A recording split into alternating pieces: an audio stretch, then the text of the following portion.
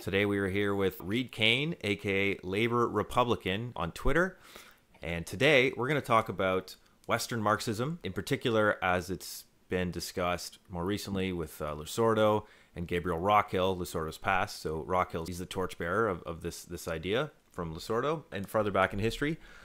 So first we'll go over what is Western Marxism, and then the bulk of today we're going to be responding to a conversation between Daniel Tutt and Gabriel Rockhill on Losurdo's book, Western Marxism. I'll just kind of lay out a brief, the history of this term, and then I'll let Reid kind of fill in any blanks that I didn't really catch here. So I guess the idea for Western Marxism is that it's Hegelian, it's a recovery of the young Marx, it's primarily a critique rather than theory of political economy and history. It originates with Lukács and Karl Korsch, and it's taken up by the Frankfurt School. It downplays the primacy of economic analysis, and this is all, I guess, transposed against the Third Internationalist view, which is that Marxism is a universal science of history and nature. It's a critique of political economy, and it's a scientific version of sociology akin to the natural sciences. Yeah, I mean, I think that's a pretty standard understanding of the term, broadly speaking, in terms of both how it's taken up negatively as a sort of term of, abuse, but also as it's embraced positively a lot of the time.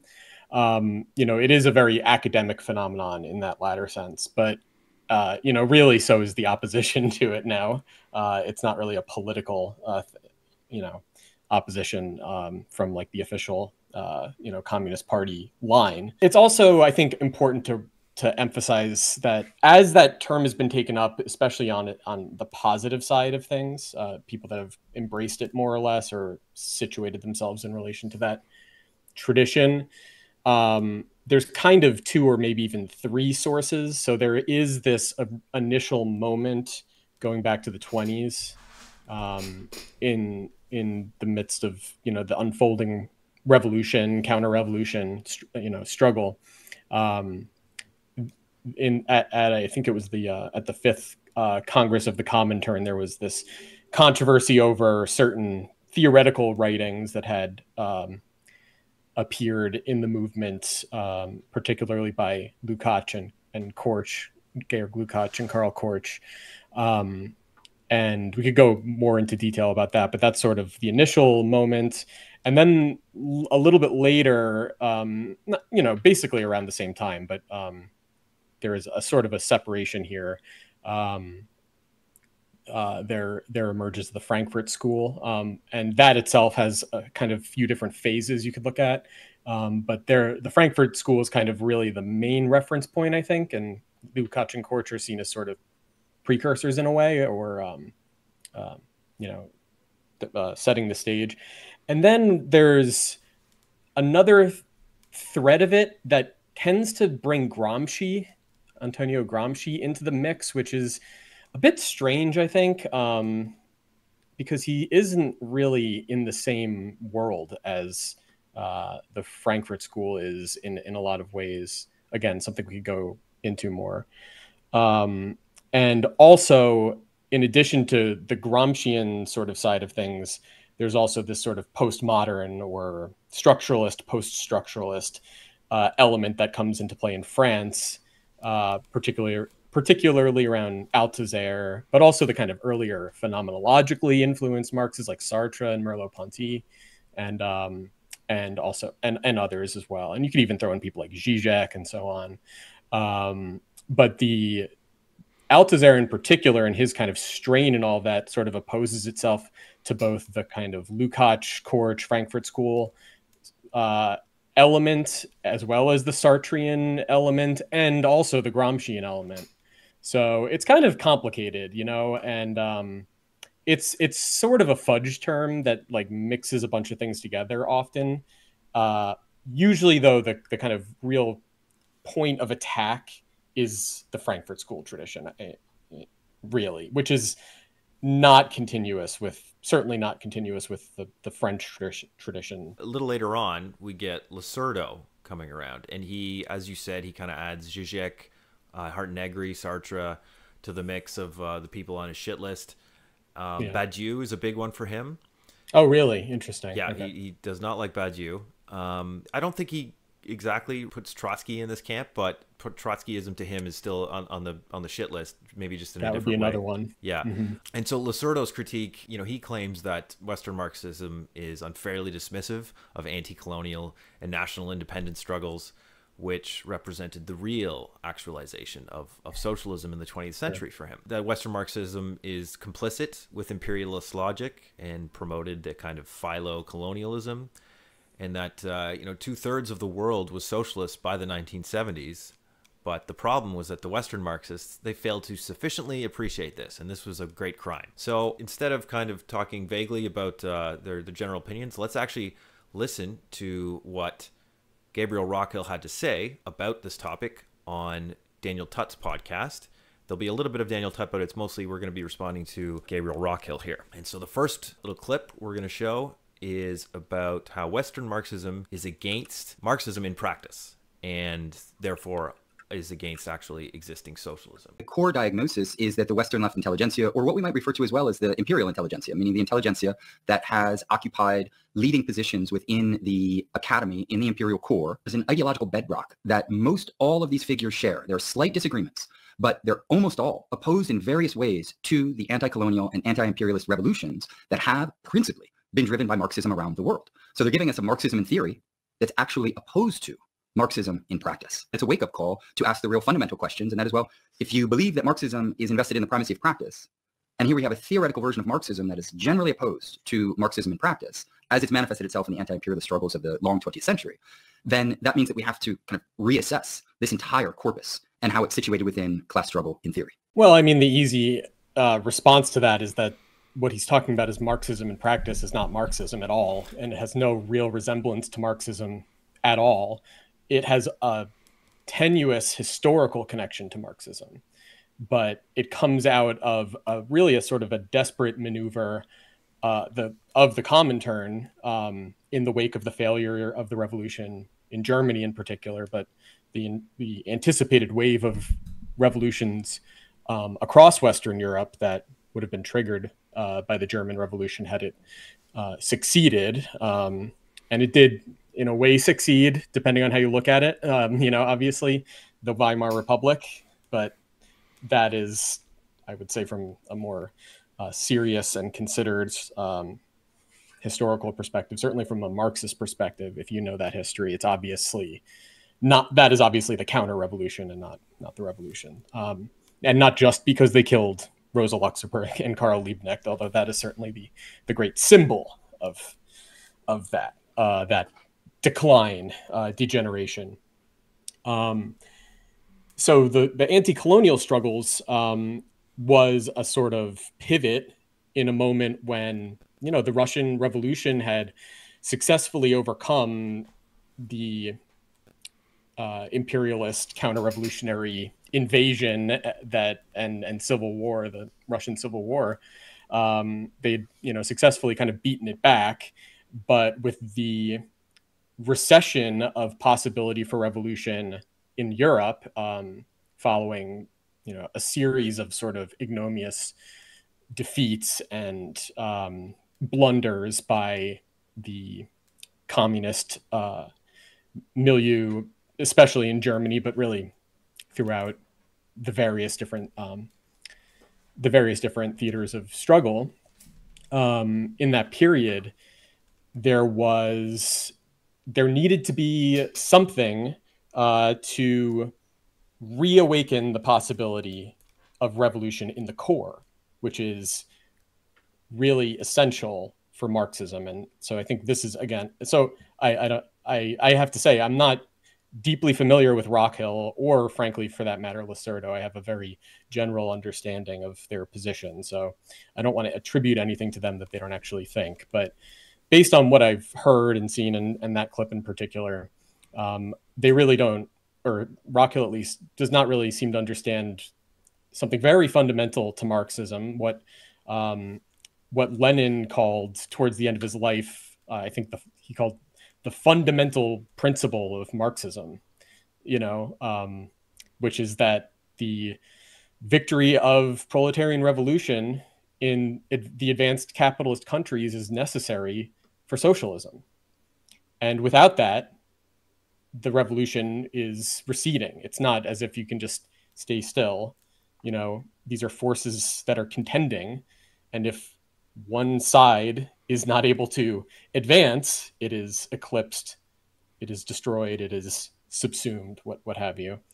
So the whole point of the anti-colonial struggle was to strike at the core by igniting revolutionary upheavals in the periphery and throwing the imperial powers on the back foot, as it were, or at least instigating the potential for some sort of political crisis in the core that could be exploited. So that was, you know, that was a desperate maneuver. And obviously there is certain idealistic rhetoric attached to it in terms of, you know, the principle of the right to self-determination and so on, which is not to dismiss that. It is a principle, it is important, but it's the principle that's important. It's not necessarily the struggle itself that takes precedence. And that's because the principle is not simply like an idea, you know. So this is the other thing about what Rockhill was doing there, was this very undialectical, very vulgar, very un-Marxist opposition of theory and practice, and implicitly, at least, if he didn't use the terms explicitly, you know, material reality, part of a process and in which both parts are influencing each other, transforming each other, as well as internally changing themselves. And of course, the material element is the dominant element. It is the conditioning element on which the ideal side arises.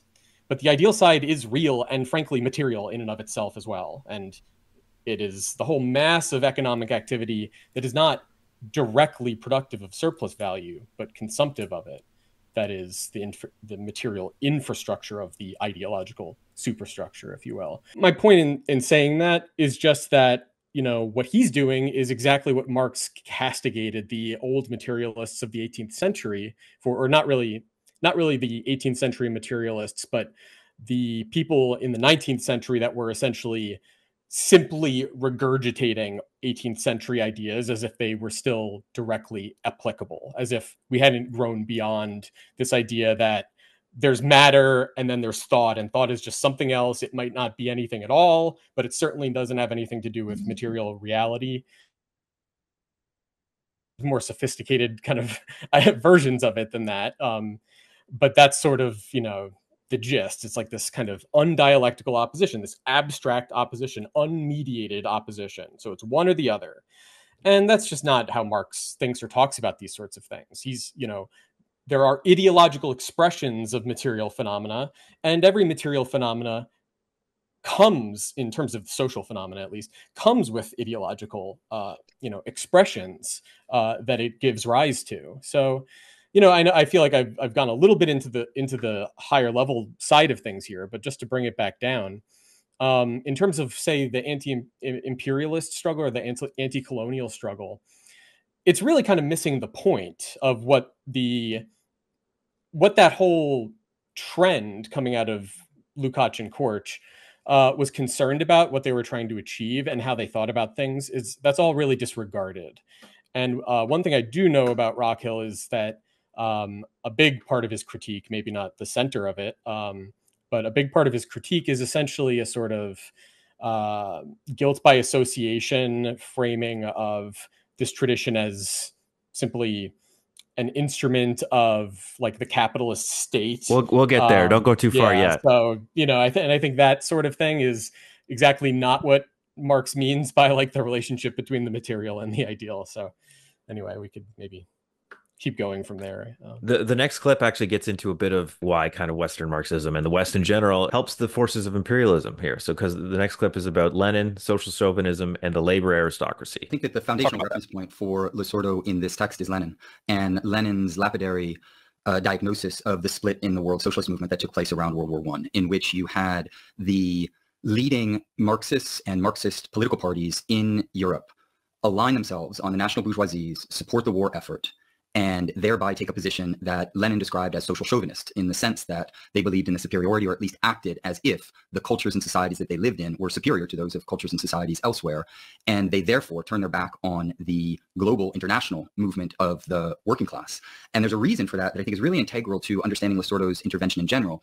And that is that the ideology of social chauvinism, as it arose in the socialist movement in the early 20th century in Europe, was a consequence of the history of imperialism itself, meaning that it was driven by the economic base, not in some mechanistic, deterministic, and reductivist sense. But what Lenin points out, drawing on Engels, of course, is that the leading workers' movement in Europe itself occupied the position of the labor aristocracy, meaning that their conditions of labor far surpassed those of the laborers in the colonies and the semi-colonies. And so they constituted a kind of aristocracy among workers globally, right? And of course, Engels had already diagnosed this earlier on. And so it's precisely because they're situated at the top of global labor pyramids that they have a vested material interest in not destroying those global labor pyramids. Oh, brother. So yeah, so Reid, do the workers in the West sit atop a pyramid? Is it in their interest to oppress the workers of the third world? Part of this whole idea that you'll hear sometimes is essentially that the labor aristocracy, the working class in the advanced capitalist countries and the imperial core, shares in the exploitation of the surplus value produced by the working class in the rest of the world. So he didn't say that explicitly, but that's kind of an implicit, that's implicit in what he's saying, which just you could only possibly think that if you are completely unfamiliar with Marx's critique of political economy, or you have a very, very surface level understanding of it, which unfortunately is so common that you almost wouldn't know the difference, these days. But fundamentally, so a fundamental point for Marx would be that labor power, if it doesn't produce surplus value, it's not employed. So there is no labor power that can exploit other labor power by definition. If it's if it's employed as wage labor, of course. Obviously, there's other, the capitalist can use his own labor power to exploit. There is the labor of exploitation, but that's different. He's not functioning as a wage laborer, nor for that matter are like managers employed by the capitalist when they are performing the labor of exploitation on behalf of the capitalist within the production process. But managers, as Marx says, don't only perform labor of exploitation, they also perform, nor would the capitalist, if it were the capitalist himself, functioning as the capitalist in the production process. They don't only do the labor of ensuring a maximum rate of surplus value by, making sure the workers are working as much as possible and suppressing their efforts to raise their wages and so on. So that's one side of what the capitalist needs to do, or his managers need to do in the production process. And that's compensated out of surplus value. That's compensated out of the portion of surplus value that is appropriated as revenue, and specifically as profit, by the capitalist. But they also perform other functions that are necessary in any cooperative labor process, whether it's capitalist or anything else. And that would be like coordination, essentially like ensuring that everyone is working together in an effective way, and so on. It's a technical requirement that does contribute to surplus value. So managerial labor is complex. It's a complex combination of two different sources of revenue. And Marx only begins getting into this in like the third volume of Capital and the theories of surplus value, and it would have been explored in more depth in the rest of the works that were never written, unfortunately. But we do certainly, it's certainly evident. And there's similar things you could say about other kinds of intermediate forms of labor that function differently. There's unproductive labor that consumes surplus value in an unproductive fashion, as opposed to contributing to the production of or realization of surplus value, and so on. Now, what he's doing here is a little less attached to the kind of economic side of things, at least in that clip. But the overarching principle is the same, which is essentially that the working class in the first world is effectively, what they are effectively, according to this perspective, are just essentially capitalists that are exploiting, along with other capitalists, the labor power of the working class in the rest of the world. And there's just no basis in that for Marx or Engels, and he mentions there are this formulation labor aristocracy doesn't occur in Marx and Engels. It is an important part of how they understood, in particular, the situation of the English working class after the revolutions of 1848. But what always gets left out, and what's being left out here, of course, is why that happens. And it's not just because it's, first of all, it's not, so he brings in chauvinism, which is, important from a kind of analytical perspective when you're looking at what was happening in the Second International. It's not the causal factor.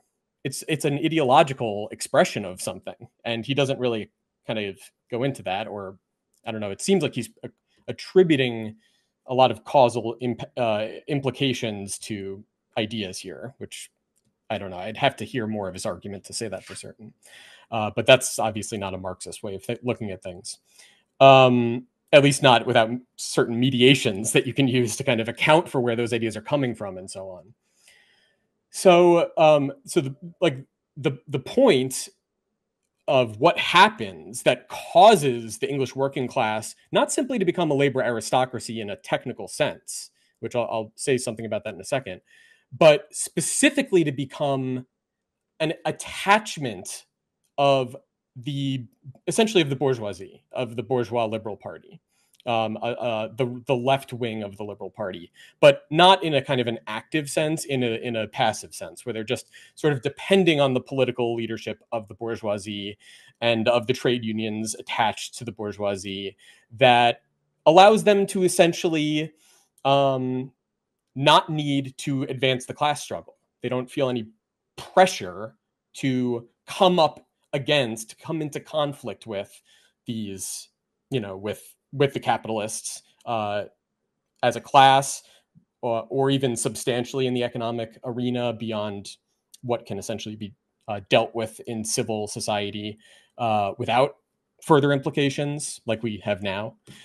Or for that matter, so I don't want to go off on a sidetrack. So what happened is the defeat of Chartism, the destruction of Chartism, which was a catastrophic event in world history. It was a catastrophic event.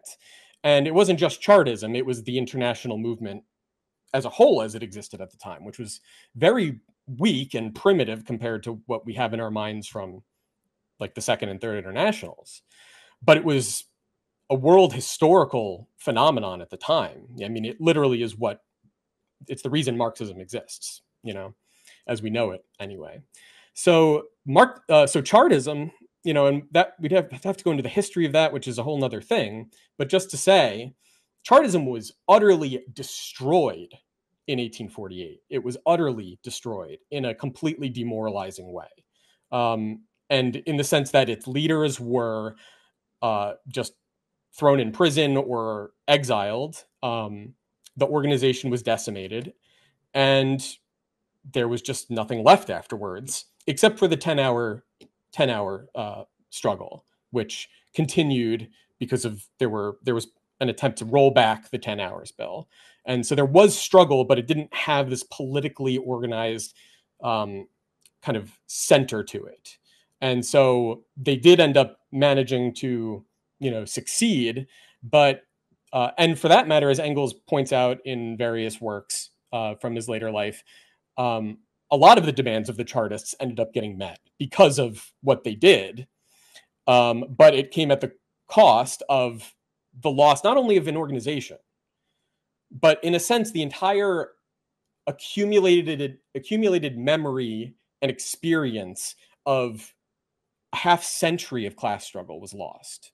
I think Engels said something to the effect of, I think this is in like the 1860s, that in the minds of the younger generation, history comes to an end at 1847. Like they don't know anything about the revolution. That whole experience is gone, and they don't really, as far as they know, none of that ever happened.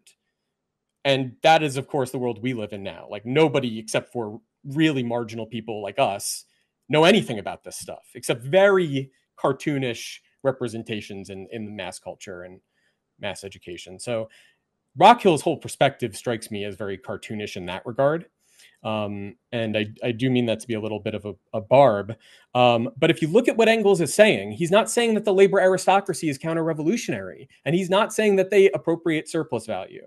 He's saying that they are able to enjoy, essentially doesn't use the technical terms, but he's essentially saying they are able to enjoy a higher value of their labor power than they would otherwise be able to enjoy, which takes pressure off of the capitalist class that would otherwise be coming at them in the form of struggle. And the reason they're able to allow that is because of surplus profit that is being generated by the imperial, the role of the imperial metropole in the world market.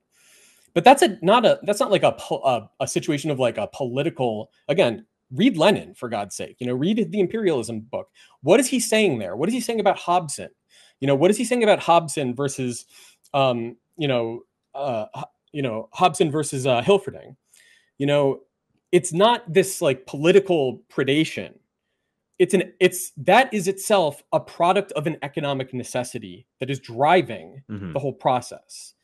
And that includes the position of the working class in that whole equation.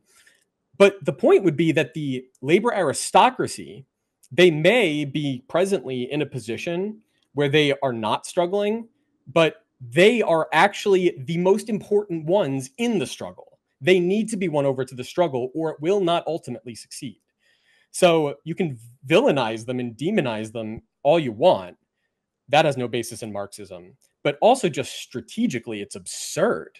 It is literally you're villainizing the very people that need to be organized the most, even if they're the most difficult in certain respects. This next clip has to do with Marxist humanism and the struggle against oppression. He understands the Marxist project as a humanist project, but not in terms of the humanism that's often been identified with the history of Trotskyism and social democratic forms of Marxism. He says that Marxism is humanist because it's never simply been about alleviating people from exploitation and superexploitation. It has always simultaneously been about a fight against oppression. And oppression takes many different forms: racialized oppression, oppression of national minorities, oppression of women. We could add in a kind of more contemporary vein, oppression of queer and trans people, etc. Right? And so both of those fights go hand in hand because the ultimate project is one of universal human liberation, not the liberation of workers in Europe or white people or anything like that. It's universal in this strong kind of Hegelian sense that you alluded to briefly in passing. Okay, so is Marxism the struggle against oppression? Well, obviously there's a sense in which what he said is totally right. A lot of the stuff. So, I don't. I'm going to say something that I think might get me in a little bit of trouble with at least certain people. But so this is Stalinism, right? And I don't want to. I'm not trying to use that as like a term of abuse. I really just mean it as a technical term. But what I mean specifically there is that it's taking certain superficial aspects from the Marxist tradition. So, from the writings of Marx or the writings of Lenin, especially, are the major sources from it, and just turning them into phrases that have no underpinnings beyond the superficial implications they would have for someone who doesn't really understand what all of that stuff was about, and just kind of uses them as a rhetorical camouflage for something else.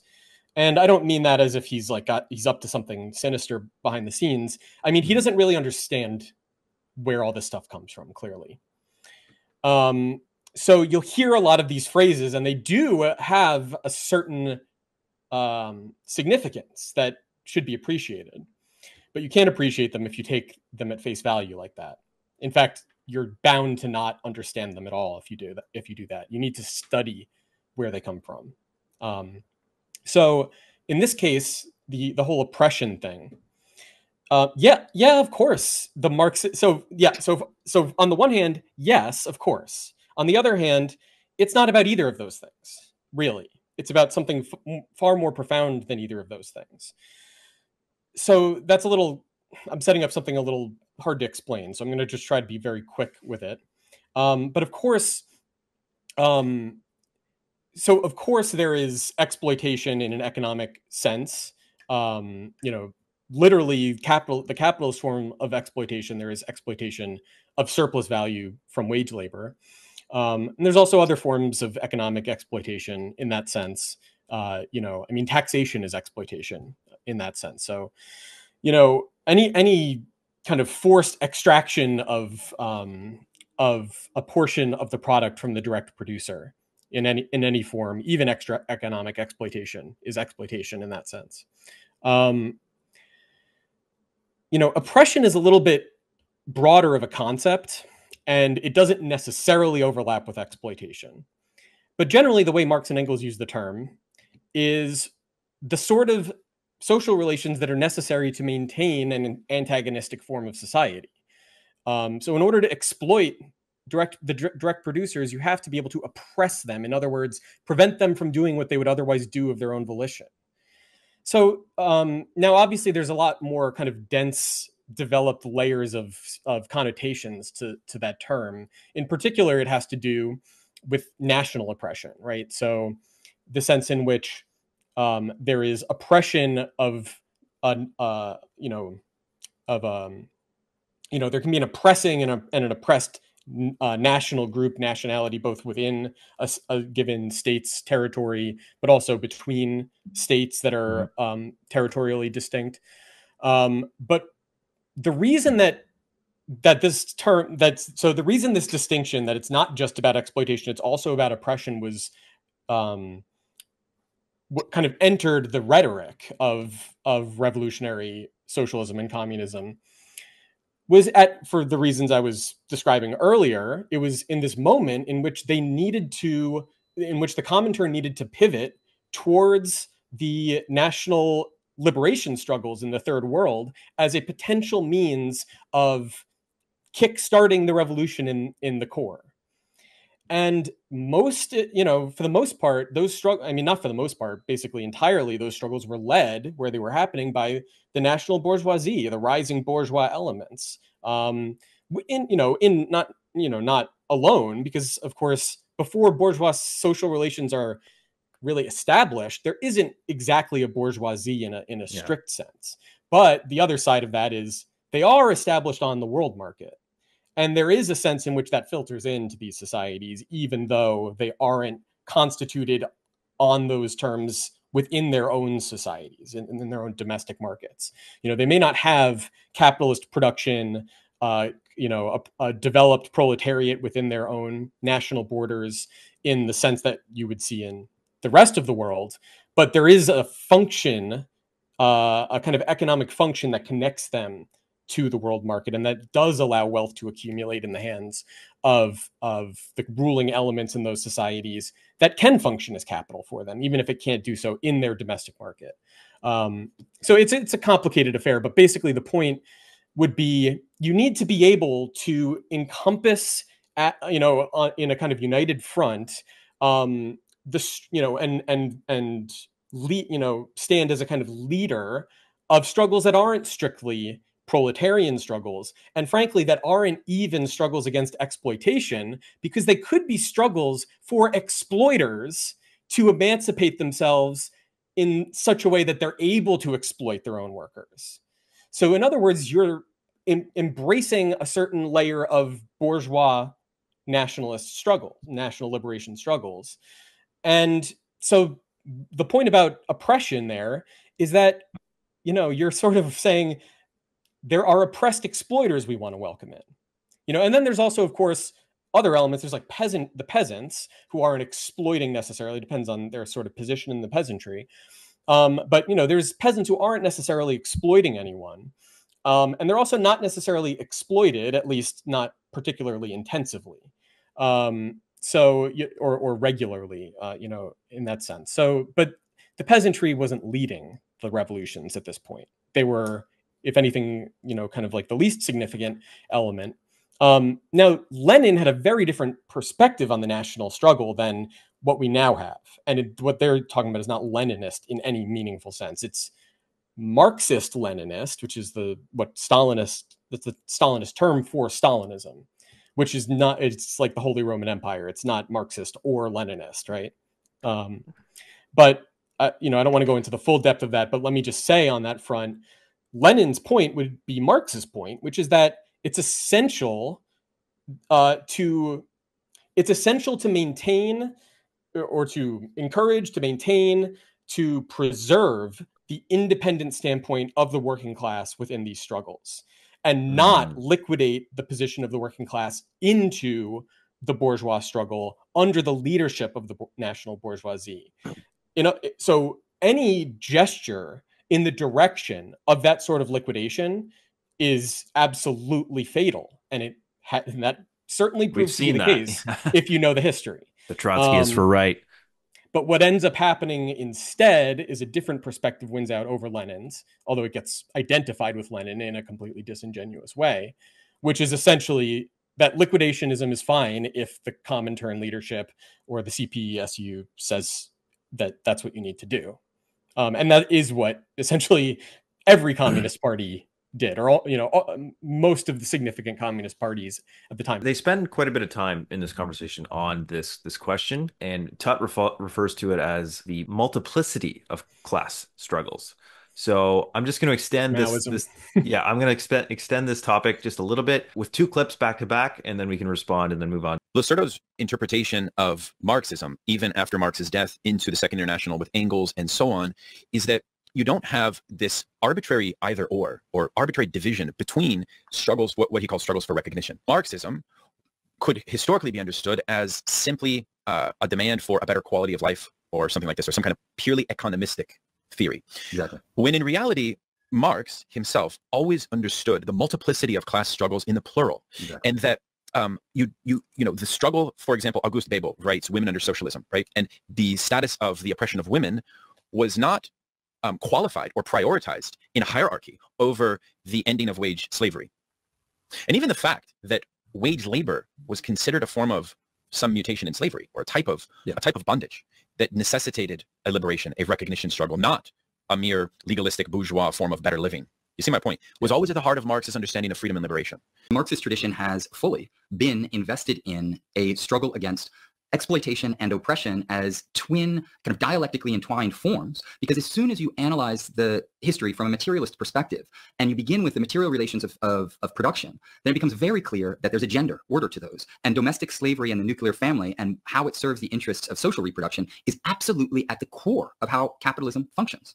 The racialization of national minorities and various groups goes hand in hand with this insofar as it allows for an international stratification of labor pools, and thus the super exploitation of those racialized groups via many different mechanisms. So you can't separate out race over here and gender over here on the one hand, and then class over here on the other. They're dialectically enmeshed within material history, and it is necessary to see them as co-constitutive in many ways. And therefore the struggle against racism, the struggle against gender oppression, if it's a real substantive struggle, not about tokenism, not about symbolism, not just about representation, but actually changing the material relations of production, abolishing domestic slavery, abolishing the super exploitation of racialized groups, then that means that you have to change the class dynamic in this broad sense, meaning also the kind of underclassing of women and racialized groups. And so it's very important to be able to push back against those forms of chauvinism that come back very easily within the imperial core, particularly when you're dealing with, disgruntled white people in particular, white men in particular. Delightful. That bit at the end there. Are white men and white Marxist men the problem? And is there really a multiplicity of struggles that are dialectically enmeshed? So that didn't go exactly where I initially assumed. I think my head was a little bit too much in like the 20s and 30s a little bit. But, Tut brought that really into the 60s and 70s, into the new left kind of framework. And when I say that, not because like the struggle for women's emancipation began in the 60s and 70s or something. That's not what I'm saying at all. I'm talking about something that kind of happens at the ideological level. And for that matter, what Rockhill was doing there was, some of the things he was saying there were definitely correct. Again, if you just look at them on the face level and don't really ask how they connect, but depending on your perspective, they're going to only be correct. What that means for them to be correct is going to mean very different things. And then he also was doing some rather heavy-handed stuff. I don't know. I don't want to overanalyze something I just saw very quickly in passing, but he seemed like he was trying to force a lot of stuff together into some sort of a systematic framework that I don't think really makes sense. But let me pull back from that criticism and kind of look a little bit more generally at what's going on here, which is the white men thing is perfect, and I'm so glad it ended, that the clip ended there, because it's totally obvious what this is. It's repurposing, Marxist ideas, but not even just Marxism. It's really repurposing this sort of Stalinist formulation of Marxism into a sort of superficial rationalization or vulgarization, a kind of vulgar apology for what became of Marxism when the counter-revolution sort of took over the initiative, in an exactly analogous way to how Marx describes the vulgarization of bourgeois consciousness, bourgeois political economy, bourgeois revolutionary thought, and so on, in the late 18th and early 19th century. It's exactly analogous. So he's repurposing that vulgarized Marxism that then got repurposed by the New Left generation in a bunch of different kind of incompatible and confused ways. And they weren't only working with Stalinist versions of Marxism, but they sort of were pulling in all these different things, including the Western Marxist stuff, and including various different, anarchism and even social democratic, the sort of right-wing side of the social democratic tradition comes back in certain ways. And it's a whole all the various different forms of Trotskyism, all of the different ways in which Maoism kind of repeatedly enters the scene in differing forms. So there's a whole mess of stuff going on in the New Left that makes it even more hard to parse if you're not really versed in a lot of these different things. So the Stalinist ideas get taken up in the New Left generation, and they get put into work in this world where, certainly in the West and especially in the US, there is this perception that class struggle is no longer the motor of history. It's no longer the driving force. Maybe, there are these questions about it, like, is the proletariat still the revolutionary subject? What would be the new revolutionary subject? Has the working class become counter-revolutionary? Have they become reactionary? And so on. And, it's I'm resisting the urge to go into the history in detail. Obviously, there's the second wave feminism and third wave feminism, for that matter, as well as the civil rights movement, and then the Black Power movement, and the queer movement, and the various new social movements that all get sort of put through these various theoretical processing, efforts at processing these things theoretically through different ideas inherited from this tradition, to make something meaningful out of it, to try to make sense of what's going on, to try to get a grip on what's unfolding.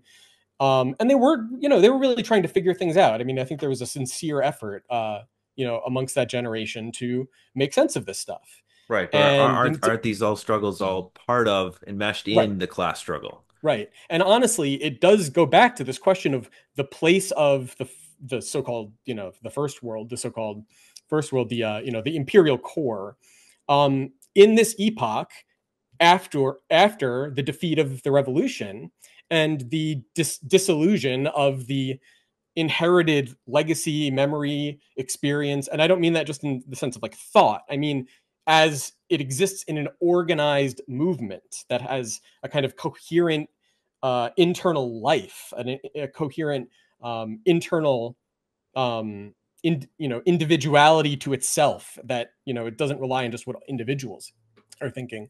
That totally disintegrated. And so then by the 60s, you're in this moment where, obviously there's still the trade unions in the US. And, there are also like social democratic parties and communist parties in Europe as well. But really all of these things had long been cast into the framework of the reactionary consolidation. Not in a sense that they were purely reduced to instruments of counter-revolution, which I think is the sort of thing that he's maybe implying with that Rockhill's implying with some of his formulations. That it's simply, they're just instruments of the capitalists, they're instruments of the counter-revolutionaries. It's more complicated than that. But overall, they are in thrall to these things. And in order to change that would require an advancing struggle from below, which didn't exactly pan out in reality. But so then in the 70s, as reality setting in, especially after the McGovern campaign in 72, which the new left was either, which divided the new left, but there was definitely a lot of hopes placed in it, on various sides. Kind of the Bernie campaign it was the Bernie, exactly. Yeah. It was the Bernie campaign of its day. And it was a very a sad climax for people that put their hopes in it, for sure, in the same way that Bernie was, maybe even more devastating than Bernie in some ways. But so what ends up happening in really in the 70s and 80s and up throughout the decades to the present, but especially after 72, is all of these ideas that were generated in that process I was just talking about, of like trying to make sense of what was going on in the 60s in light of all this stuff they inherited from the past. All of those ideas that came out of that meat grinder then started getting put into the service of the Democratic Party. And it really begins before that, but it really kind of kicks into gear at that point. And I don't mean that in the sense that like some cabal of Democrat higher ups were like, oh, let's use this, or something. It was much more organic and much more, bottom up than that. There were a lot of social, there was a lot of social substance that issued out of the new social movements in the forms of organizations and enduring, efforts and struggles. A lot of it was tied in with the state especially through the war on poverty. There was this whole framework of reorienting welfare away from centralized, servicing through universal provision of, Social Security, for example, or healthcare in the UK or what have you, towards focused, essentially a kind of an entrepreneurial reorientation in a way. It's, not capitalistic, but it's a social efforts that can then be supported by the state. And the Republicans ended up doing the same thing in the Reagan kind of coalition, but with Christian charity, Christian groups doing charity. That would be like their version of it, is like giving financial support to what people are already trying to do. And that creates this, this massive layer of, essentially, eventually it kind of hardens into this layer of bureaucrats who are servicing the needs of populations that are dependent on this aid. And a lot of them become Democratic politicians, or they're at least tied into people that they knew that became Democratic politicians.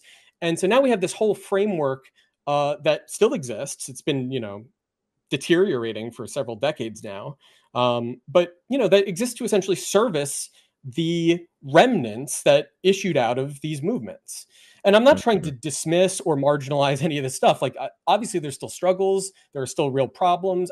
If anything, there are more problems because of all this stuff, because it didn't really fix anything. It just made the problem sustainable and politically advantageous for the ruling class. But you get these ideas flowing through these circles and the universities that are bound up with it as well, that, are trying to provide some sort of rationalization for all of this.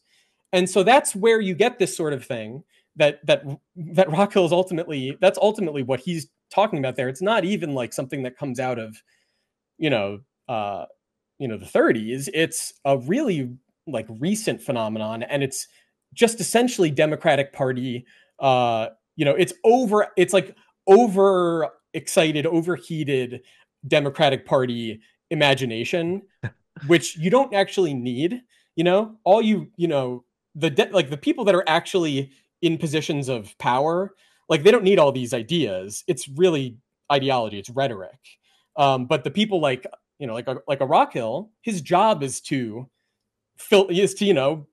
churn out this stuff so that people that need the ideas as a sort of, way of keeping them from seeing, what they're actually doing, or making sense of what they're doing, keeping them from seeing how little sense it makes.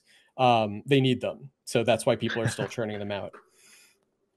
That's funny because I mean it's kind of the way he describes his journey, getting tricked or fooled by this Western Marxist canon and getting led in the wrong direction by these academics or whatever, away from real Marxism.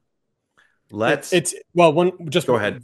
One very quick thing there is that it connects to that whole oppression exploitation thing as well, because that's how they kind of bring, and this was what Tut was saying, is with his whole multiplicity thing, is that's how they would make sense of this, is it's not just the exploitation of the working class, but the oppression of the marginalized groups and so on, which is fine, except all of those people, unless they are either exploiting someone else's wage labor or they have the means of producing for themselves, are proletarians by definition. They're in the Industrial Reserve Army if they're not employed, or obviously they could be like lumpenized, meaning they could become like criminals or, just purely parasitic on, dependent on purely parasitic relations. But that besides the point, there's no reason to necessarily see them as not proletarian, unless there are reasons, but there's not reasons having anything to do with Marxism. Let's just put it that way. You mentioned this idea that maybe class struggle is kind of dead or isn't really the main struggle now from capitalism. And you often hear that imperialism is kind of the primary contradiction from these people. So let's get into that. The reason that Lenin's political and economic analysis of imperialism is so important is because it allows us to, drawing on Marx and Engels, clearly frame the global dynamic in the phase in which socialism was beginning to emerge. And that's a dynamic in which the overwhelming majority of the planet is underdeveloped for a tiny fraction of the population living in the global north, for the most part. And in that regard, that allows us to understand, and this is quintessential for Losurdo, that the principal struggle in capitalism in the phase of imperialism needs to be anti-imperialist. Instead of understanding socialism as an anti-imperialist state-building project within this kind of broad phase of capitalism that is much slower than Marx and Engels and even Lenin anticipated, there was an interest in preserving and shoring up an authentic version of Marxism that was distinct from Eastern Marxism, Soviet Marxism, or other, basically Marxism in practice, if you will.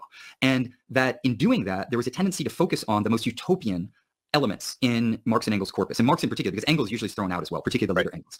And the more utopian vein that you get is one in which, well, the state withers away, you no longer have any form of exploitation, it's, a beautiful, harmonious society, which Marx understood to be communism in a very, very distant future.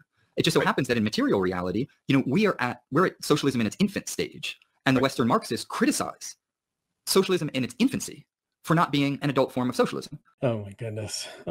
So much there. Okay, a few quick things. The Engels thing, I just want to address that real quick. So there is this idea that it's not just an idea, because it does become a thing of anti-Engelsism, or like there's this idea that there's something called Engelsism, that Engels, after Marx died, took over the Marx corpus and turned it into something else that didn't represent what Marx thought. And then that's what everyone thinks Marxism is actually Engelsism. But actually, we should go back to the actual Marxism of Marx and not Engelsism. And there's like a million different versions of this idea. It doesn't always treat Engels with such disrespect like that. Sometimes they'll be okay with Engels and they'll see it as Lenin was the guy that did it, or Kautsky was the guy who did it, or X, Y, and Z is the guy who vulgarized Marxism. There's currents in Trotskyism that do this with Stalin, which, there's a sense in which you could say that, but is that really what's going on here? Or is this Marxism at all? Is this a vulgarized form of, okay. I'm trying not to lose my train of thought. That all comes from there's like two footnotes in Lukács's book, History and Class Consciousness, where he makes some very passing criticisms of certain connotations of certain things Engels says in that he's basically warning against taking what Engels said the wrong way in those passages. And they're very, very they're not a central part of his argument or anything like that. So when Lukács basically gets brought before the Comintern and he's like castigated because he's part of the he's part of the Communist Party of Hungary, and he's castigated by Zinoviev. That for all the things that Rockhill, well, not all the things he was saying, but along those lines, idealism and whatever. And this is like the beginning of the Comintern's degeneration, by the way. The first 4 Congresses were great, but then after that, that's the Trotskyist line. The whole Engels thing. So Lukács writes a defense of his own work after he's kind of, canceled, so to speak, which is great. He doesn't finish it. It's called Taylism in the Dialectic. And in that, he basically explains what he was talking about with Engels. And if you read that, it's very straightforward. And I don't want to go into the details of it because it's a whole thing. But I just wanted to mention that's really a red herring. And then there are people that do take it up and do kind of blame Engels, but that's not really part of the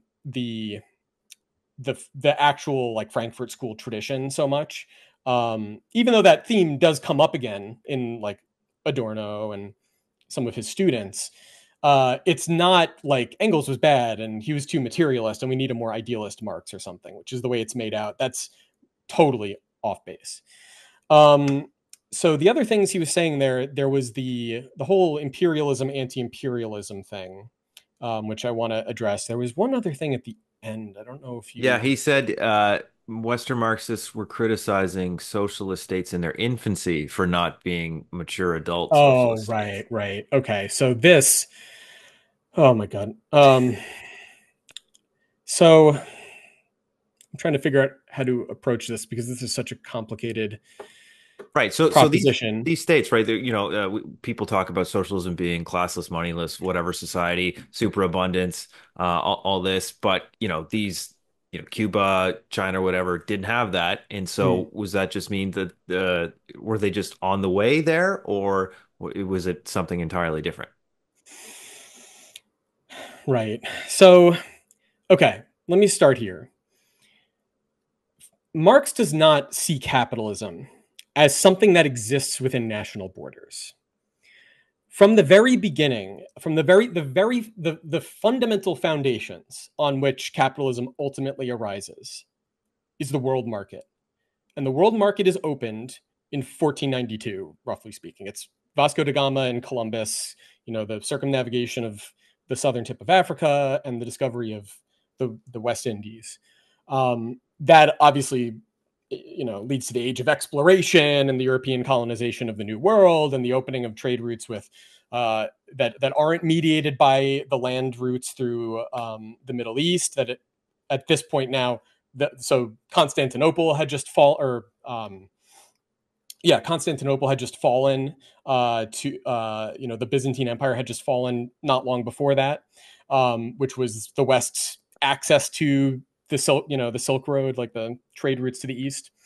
So they no longer were able to go through to access trade because of the Turks, controlling that path. So they gained that access again through those voyages and the consequent exploration, right? So hold on. So was it the Ottoman Empire? Was that the did I say the Ottoman Empire? I meant the Byzantine Empire. I'm sorry. Okay. Well, you said the Turks. Oh. Okay. Well, I mean, what was that? What was the impetus for all this exploration that ended up with the West Indies? Well, that was a big part of it, certainly. Yeah. The loss of those trade routes. That was. I mean, I'm not a historian of this period, so I'm a little bit spitballing here, but I mean, I think that was one of the major factors. But the thing you have to understand about this whole period, so basically the 16th century, the 1500s, and onward. So really the beginnings of capitalism, or the beginnings of bourgeois society, so to speak, to use another way of talking about it. What you need to understand is that the society that existed in Europe since, that goes back to essentially like the Charlemagne, what we would think of as medieval society, is utterly decimated by two centuries of catastrophic decline, like catastrophic, so the memory of the fall of the Roman Empire was so profoundly kind of traumatic that it remains in sort of the imagination of at least the learned sections of society, but I think also more broadly throughout the medieval period. And what's called the crisis of the late Middle Ages, or the crisis of the 14th and 15th centuries, is like essentially that kind of catastrophe, even though it doesn't completely wipe out an empire exactly. Well, the Byzantine Empire, I guess, but that's a little bit disconnected. But so you have the Black Plague, obviously, is like probably the most famous example, but there's the 100 Years' War. There's many other plagues as well. There's not just the Black Plague, and there's plagues that affect that the animal stock as well. There's massive peasant revolts all over Europe. There's centuries of the four horsemen of the apocalypse, like death and famine and pestilence and war. Yeah, we get are them all. literally literally 2 centuries of that. And there's massive population loss, like massive. I think it's I think from the Black Plague alone, it was like a third of the European population or something. Again, I'm not a historian of this period, so I take all this a little bit loosely, but broadly speaking, all of that happens for 2 centuries, and it's only at the end of this period that you get the fall of Constantinople. So there's that. There's also the invention of the printing press is an important development around this period as well. But there are some things that start happening that lead to a recovery, a development, and this is when you get the beginnings of the Renaissance as well, which part of that is because of the fall of the Byzantine Empire as well. So anyway, there's a lot of factors all at play in this period that really fundamentally, it's a fundamental upheaval. It's kind of a revolution in a negative sense. It's a negative, destructive kind of side of a revolution, but not an active revolution in the sense of a class struggle that's producing change. It's more the sort of common ruin of the contending classes type of dynamic that you get when there isn't an active class struggle driving history forward. But when you get to the 15th century, and then especially into the 16th and 17th centuries, that's where you get the rudiments of bourgeois social relations beginning to really emerge and develop and become more significant, and then eventually really taking over society. And part of the reason that was able to happen, really, this would not have happened without this. It's not the fundamental thing, but it wouldn't have happened without the opening of the world market, because there would not have been any commercial activity flowing into Europe from without. There wouldn't have been massive influxes of silver, gold and silver, but especially silver into Europe, which allowed for. So this is another liability, unfortunately, is a lot of people don't necessarily understand the importance of money and all this stuff, which I'm not going to go into, but I just want to say, like, when you get an influx of a money commodity, it is like it's like a shot of cocaine to the market. It's like literally makes things start happening. So there's that, and there's also really the fundamental thing that changes, that's most important, is that that serfdom collapses in England. Serfdom just is not able to survive all of that. Really, I think Marx says something towards the end of Capital that there were I forget exactly how he phrases it, but he basically says there's essentially no serfs left at this point in England. So there's free peasant proprietors that are, they're exploited, and they still have to pay rents and so on, but they're not doing forced labor. So the reason I'm talking about all this stuff is because of the world market. So the world market opens, and that's what allows all this stuff to happen. And then there's no serfdom in England anymore. So there is no incentive to maintain the direct producers in their existing relations of exploitation. But there is an increasing incentive to exploit, which is coming in a new form, which is the desire to increase capital. And so that manifests, for example, in the aristocracy becoming deeply indebted in order to maintain their standard of living.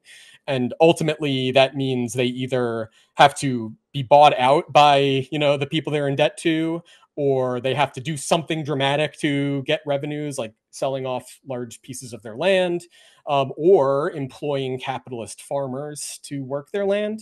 And this is when you get the beginnings of the enclosures and so on.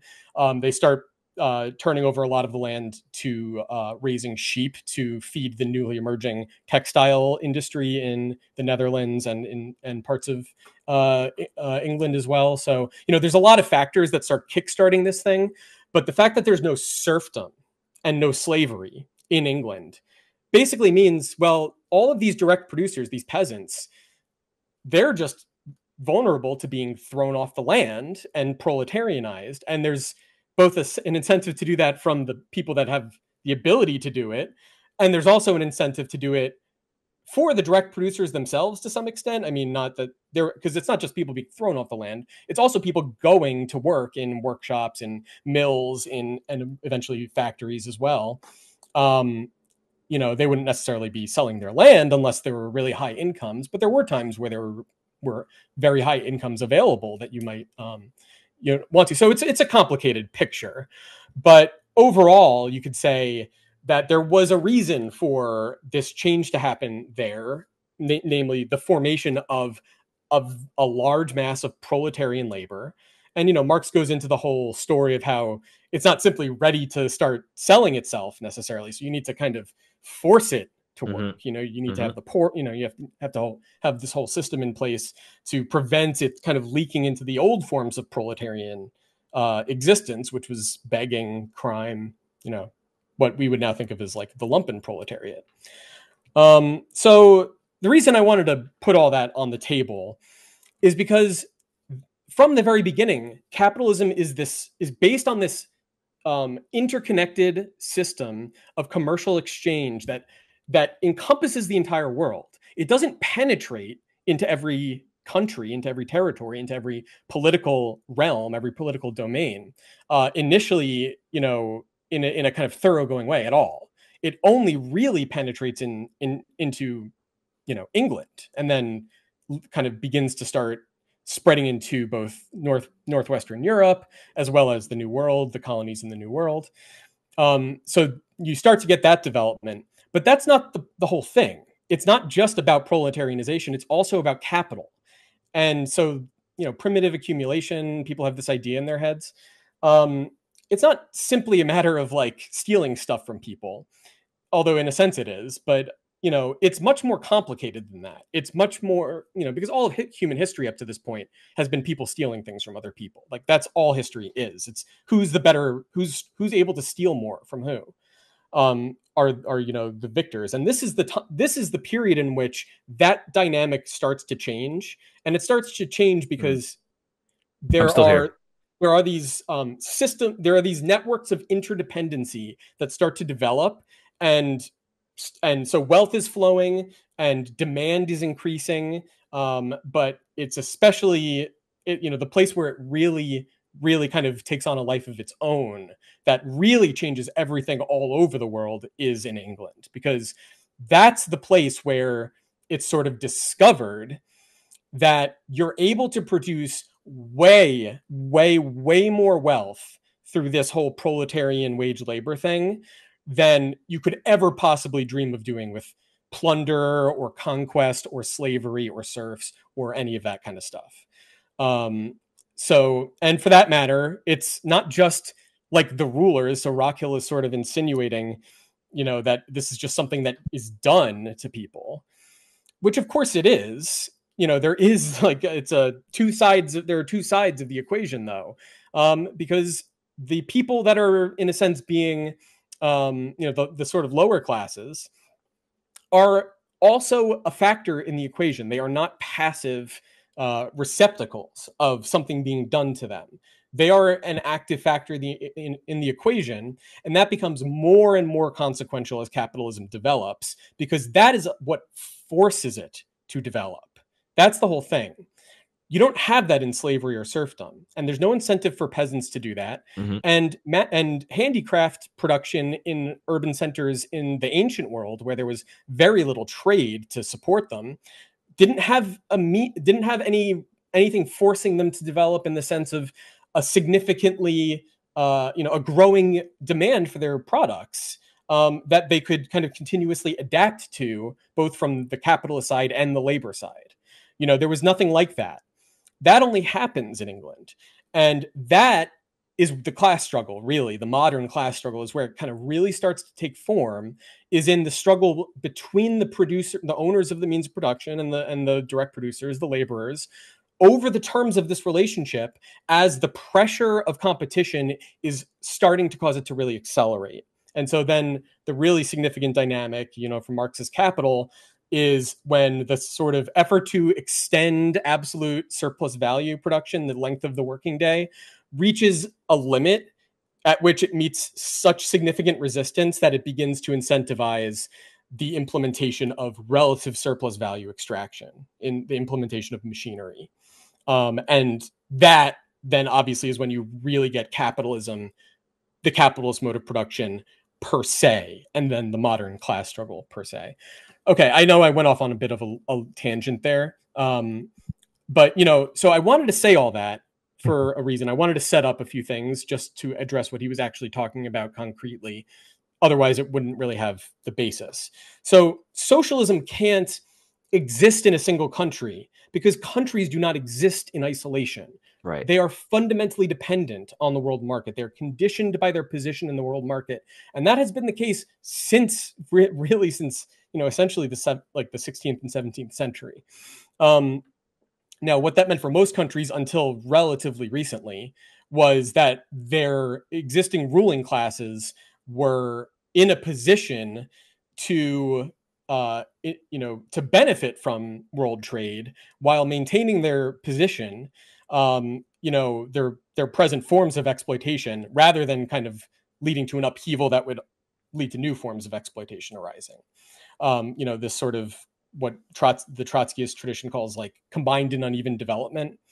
But the whole thing is that dynamic continuously changes as capitalism grows and changes. It forces changes in the international division of labor as capitalism develops in other places, in other domestic markets.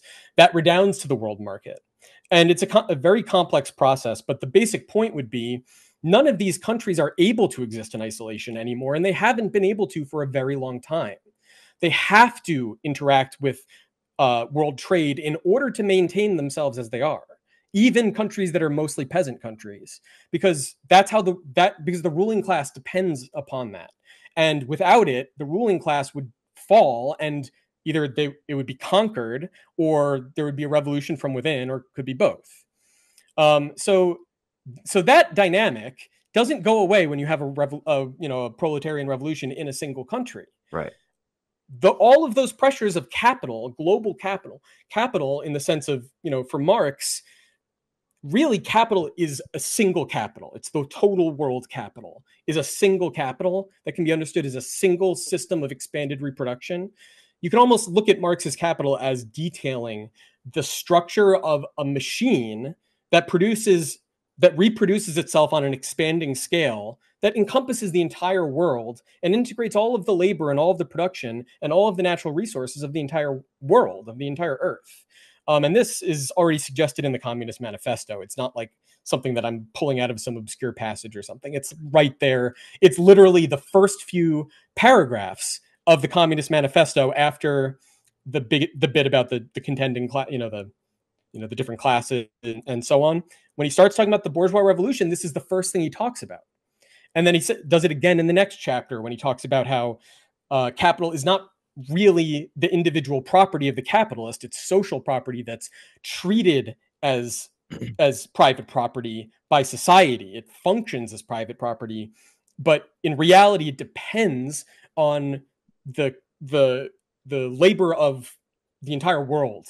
So he basically explains that in great detail over the course of the 4 volumes of Capital. Hold on, right. So countries aren't just like going to the shopping mall and choosing what type of economic system or Right. political system they want to try on. Right. They're not It's an just organic whole. It's an organic whole. yeah, You it's know? all they're just the most they can do is try to figure out how are they going to relate to capital because they are Exactly. going to relate to capital. Right. And exactly. That is exactly right. And, you know, in certain phases and certain times, that doesn't mean proletarianizing. You know, it's not like that's the way they thought about it. You know, for that matter, most ruling classes, well, not most, ruling classes by definition are fundamentally conservative. You know, they literally exist to conserve the existing social relations. That's what it means to be a ruling class. So of course they're going to try to preserve their existing social relations. But the point of, you know, the materialist conception of history is that it's that very effort to preserve things that forces them to continuously change. But most of history that happens in such a gradual way, it's really hard to see it, especially for the people actually involved. It only kind of becomes very obvious around the 19th century, you know, around the turn of the 19th century, when it's like suddenly we're like continuously changing everything almost on like a yearly basis, or like, you know, it's like everything is changing so fast nobody can kind of keep up with it. So in terms of socialism, the point would be for Marx that it's this whole system, this global integrated system of the production, circulation, realization, consumption, reproduction of capital on a global scale, the total aggregate capital of the world, that is the basis of socialism. And it's the basis of socialism not because like you need that to have socialism. For Marx, socialism just means what will become of that system when the working class is in charge of it instead of being slaves to it. So it will develop on its own in directions that we can only have the kind of faintest sense of what that will mean. And you can entertain your imagination with that, but you're not going to really be able to get very far in a meaningful way doing that. You can only kind of see the outlines based on a kind of negative sense of what will need to change, like wage labor, for example. And you can extrapolate that from that to some extent. But socialism is not like a plan for how we're going to do things that will be better. That is exactly, I mean, again, this is right there in the Communist Manifesto in the second chapter. This is exactly what they say. Communism is not like it is for the other socialism and communists. The other socialists and communists have like their plans, their visions, their panaceas that they're going to implement, their systems. That's not what we're about at all. What we're about is getting the working class in power. And that means, again, as they say in that text, that means the working class needs to take power in the advanced capitalist countries where the core, like the fun, like, so the core, the way to think about the core is that is the point at which this whole global system I was just describing, that's like the engine of it, essentially. That is the core, that is the engine, because that is the point where the surplus value that is produced is realized and then consumed, Valorized, and yeah. at least a portion of it is consumed in the form of expanded reproduction of capital, as opposed to revenue for the capitalists and the middle classes. So the reason, and this is connects to the other point as well, and then I'll shut up. So in an individual capitalist firm that's producing commodities and making a profit by realizing the surplus value that the commodity producing workers produce so the capitalist sells the commodity, gets money in exchange. That money is the realization of the surplus value they produced, or after you deduct, you know, you know what I mean. So the portion that remains as surplus value is the realized surplus value.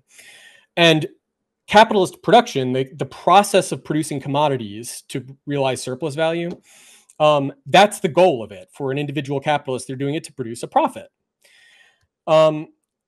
Now, the capitalist mode of production as a whole can kind of be thought on an analogy with that in a way as like a meta level, that it's not that each of the individual capitalist production processes, and not just production, but circulation and all of the various aspects and the superstructure and all of it. All of that is part of this entire ensemble of social relations that's reproducing itself in its totality. And so each capitalist enterprise, each capital, is a part of this giant machine that has its own, output. It sends commodities out into the world. It takes money in, and it takes labor in, and it takes other commodities in, and they're all connected together in this giant, and it's constantly changing and shifting. But that's what's so incredible about it, is that it's able to continuously adjust itself, but only up to a point at which it starts to completely go off the rails and then break down in catastrophic ways. And furthermore, as it expands, not only does the good side expand, but so does the bad side. And the most obvious way in which that happens is that as capital accumulates, so does the industrial reserve army of the unemployed. So all of that is part of capitalism. The capitalist mode of production is that whole thing. And it's not just producing surplus value, it's producing capital. So capital needs to be, so it's not just about the individual capitalist getting his surplus value in the form of profit. It's about everything that's produced returning to its starting point and then doing it again in a bigger way. That's what it means to reproduce capital. And if that's not happening, then the whole thing isn't functioning. Yeah, you're not doing that in Cuba. Yeah, and then nothing functions. You're not doing that from Cuba. No, they're not. But they are participating in capital. They're participating, but you're not getting to the core of it where it's reproduced. Right. No. In Cuba or Vietnam. You couldn't. And all you could hope to do is carve out a little space where you could do things a little bit differently. Like, for example, like a cooperative factory, a workers' cooperative, right? Like, you can do your best there, and you can do, it's not like you can't do anything. But ultimately, at the end of the day, you're going to be compelled, if you're able to maintain it, you're going to be compelled to adapt to the conditions imposed upon you by the domestic market and then the world market as well, ultimately, although that's more mediated. So again, I swear I'm wrapping up now. So the payoff from this is that you have to kind of seize the core of that machine. And in Marx and Engels' day, that meant above all England, but it also meant England's kind of satellites in Europe, so especially France and Germany, and then also the United States was essentially a satellite of England at the time. So you at least had to seize those points where the surplus value was being transformed back into capital. And now, of course, it would really be the United States. It's broader than the United States, but that's why the United States is the imperial core today, and that's why Britain was at the time. And then, so one last thing on this imperialism point is the imperialist metaphor. This is a whole nother big subject I won't get too deep into, but the imperialist metaphor is really misunderstood if it's only thought in terms of relations between an exploiting colonizing country and colonized countries, especially if they're not literal colonies, if it's a metaphorical kind of colonization, a sort of neo-colonialism, where it's not, it's a different sort of thing than the old pattern. That dynamic is very important, but it's only one part of a more complex dynamic. And if you want to get a sense of what I'm talking about, again, this is in Capital, in the primitive accumulation section. I think it's the section is, I think it's called the Genesis of the Industrial Capitalist. It's one of I think it's the third from the last chapter. In any case, he talks about, well, how does all this stuff really start, right? So he's been talking about that in that section, which is to some extent what I was just summarizing. But central to all of that is the role of what we would now think of kind of like as finance capital. I mean, it wasn't finance capital at the time, strictly speaking, but money capital, money capital, commercial capital that's seeking investment. And so what does it do? Well, one of the things it does is it spearheads colonial colonization, sorry. But it also does a lot of other things. And so those other things are also manifestations of the same dynamic that, is not about the colonies, really. It's about using the colonies as well as a bunch of other things to do something else. So what is it doing? It's creating a reactionary bureaucratic state machine that it can use as essentially the law enforcing agency over the world market, effectively, and especially the core of the world market, but the whole world market. It needs to be able to maintain all of this stuff so that there's not an assault in a, in the form of, well, you can imagine. So basically that's the point about imperialism. And so really it's kind of two sides of the same coin. And this is why Lenin, and so this is my wrap up now, my real wrap up now, is that he talks about Lenin. Well, guess what Lenin says? Lenin says that it is the imperialist, the bureaucratic reactionary imperialist state that is the last step before you get to capitalism. Or sorry, to socialism. Mm-hmm. And that would mean, first and foremost, taking it over and transforming it into a revolutionary democratic state under the control of the working class. And when he's saying that, he's not just talking about Russia, of course. And frankly, Russia, while it is part of this imperial system, it's not the most significant part. Mm-hmm. It's, the weak link in the chain, right? So what you really need to do is to take that over. But then what he says is, this is in The Impending Catastrophe and How to Defeat It. He says, if you want to get to socialism, there's no intermediate steps between the imperialist state and socialism. You go from the imperialist state to socialism. And there's no other way to do it. Okay, you have to take that over in a revolution. That's it. That's the end. That's the beginning of the end. Okay, I'm sorry. I know that was very long, but thank you for indulging me. Imperialism isn't just like big capitalist power doing bad things and exploiting small capitalist power. It's the center of the reactionary bureaucratic capitalist. It represents the capitalist class as a whole on a global scale. Right. And in that sense, it represents capital as a whole, right? As against not only the working class and the non-capitalist classes in non-capitalist, places, but also even against the individual capitalists themselves to the extent that that's necessary, because the individual capitalists don't want a giant state over them. They want to be free to do whatever they want, right? But the interests of the class impose themselves on the capitalists as well as the workers. And this really only kind of manifests fully in a pronounced way, in a form that is unique to capitalism with the mid-19th century after the defeats of 1848. So Bonapartism being the primary example. It happens before that, but before that, it's really more of a hybrid of like bourgeois and aristocratic rule. So it's a little bit different. Let's move on to our second last one I'm going to bring up here, and that is petty bourgeois radicalism. In the contemporary era, I think that the petty bourgeoisie is primarily, it's the professional managerial class stratum. It's the journalists and the professors and the lawyers and the doctors who also are not just the petty bourgeoisie, but more explicitly the imperial petty bourgeoisie, right? These are the people who are situated at the very top of these global labor pyramids that I was talking about. The petty bourgeoisie is often characterized historically by an instability, attracted to the comforts of a bourgeois lifestyle above, while fearful of proletarianization from below. And that fundamental contradiction often then produces a whole series of secondary contradictions regarding the political positions that they'll take. And one of the most rampant stances that the petty bourgeois radicals in the imperial core will take, it will support sometimes forms of resistance up to a certain point. And the point is usually when they actually gain state power, if they do gain state power. Particularly the kind of stars of the theory industry are situated at the very apex of an enormous system of not only economic, but also symbolic value.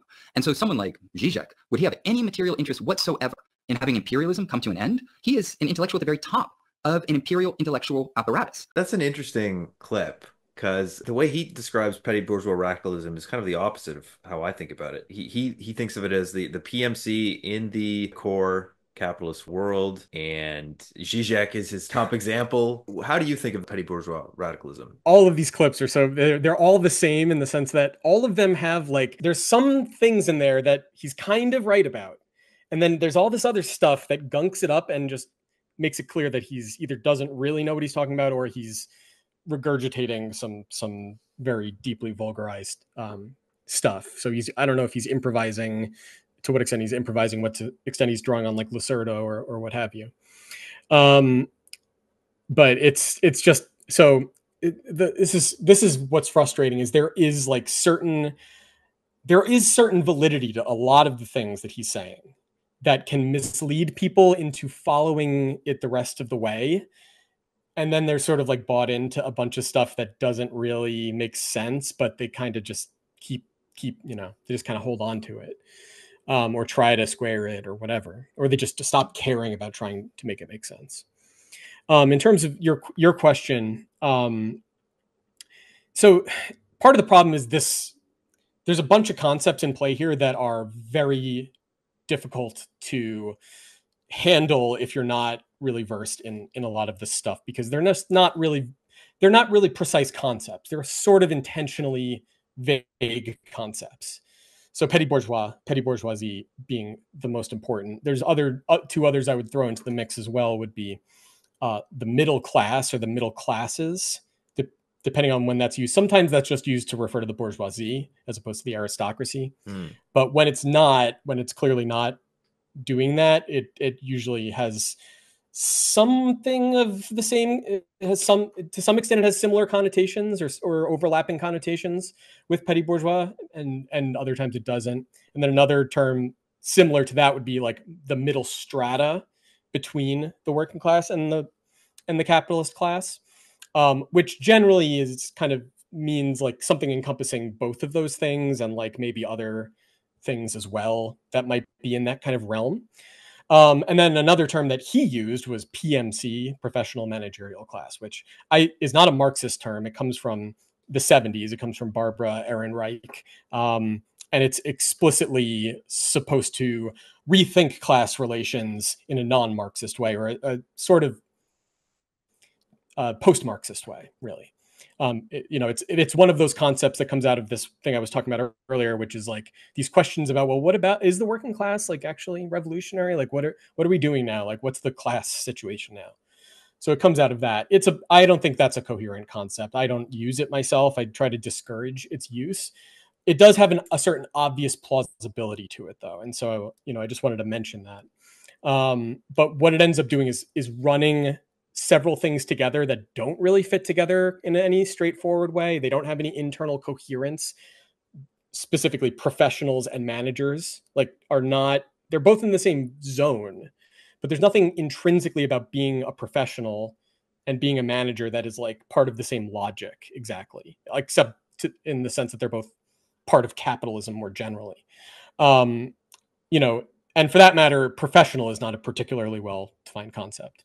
But if we just take that to mean like any form of labor that you need, like higher education for, or some kind of credential, some kind of degree, some kind of,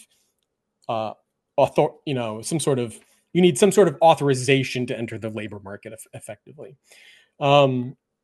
It's still a very vague concept, and it's especially vague because it's defining the labor in terms of its use value instead of its function in the production process, and not just the process of producing like a commodity, but the total process of the reproduction of capital, as I was describing it earlier.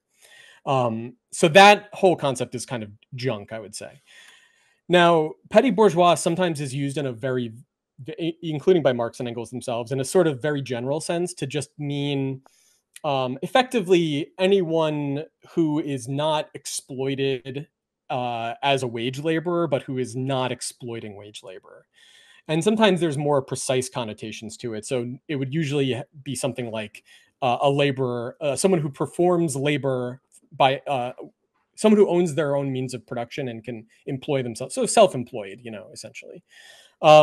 That's still superficial though, because the fact of the matter is, as Marx says, like it can look like someone is employing themselves, but they're actually being exploited for the surplus value they produce in a different way. Like, for example, through interest on debt. Like they could be losing all of the surplus value they produce that way and technically be exploited as a wage laborer in that sense. But from all superficial appearances, they look like a petty bourgeois and so on. And so then there's also questions about like, well, what if they're employing people? Like, are they exploiting them if they also are working themselves? So I think it's really important to be very clear about what the nature of the class distinction between bourgeois and proletariat is to make sense of any of this, which is, and there's very straightforward definitions to these things. It's not something that no one knows what they mean.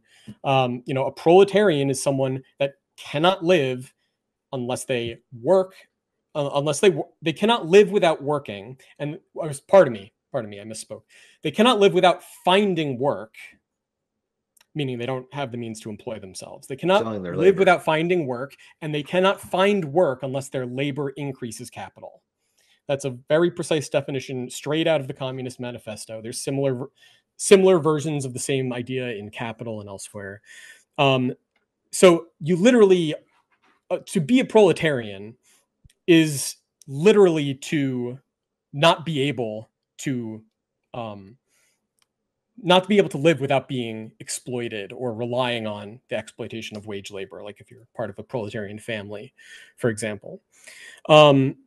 Capitalist is, obviously someone who lives on the labor of others, but there's other ways you can do that besides being a capitalist.